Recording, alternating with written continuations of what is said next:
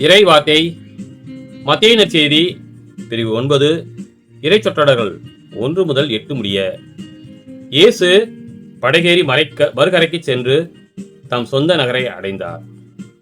அப்பொழுது சிலர் முடக்குவாதமுற்ற ஒருவரை கட்டிலில் கிடத்தி அவரிடம் கொண்டு வந்தனர்.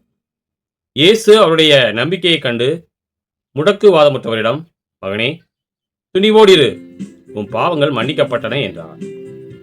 அப்பொழுது மறைநூல் அறிஞர்கள் சிலர், இவன் கடவுளை பழிக்கிறான் என்று தமக்குள் சொல்லிக் கொண்டனர். அவருடைய சிந்தனைகளை இயேசு அறிந்து அவர்களை நோக்கி, உங்கள் உள்ளங்களில் நீங்கள் தீயன சிந்திப்பதேன்?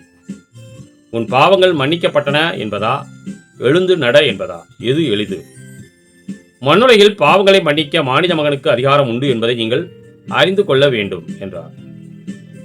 எனவே அவர் முடக்குவாதமுற்றவரை நோக்கி, நீ எழுந்து உன்னுடைய கட்டிலை தூக்கி கொண்டு வீட்டுக்கு போ என்றார்.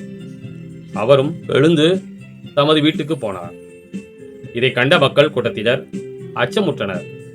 இத்தகைய அதிகாரத்தை மனிதருக்கு அளித்த கடவுளை போற்றி புகழ்ந்தனர். கிறிஸ்துவின் நற்செய்தி.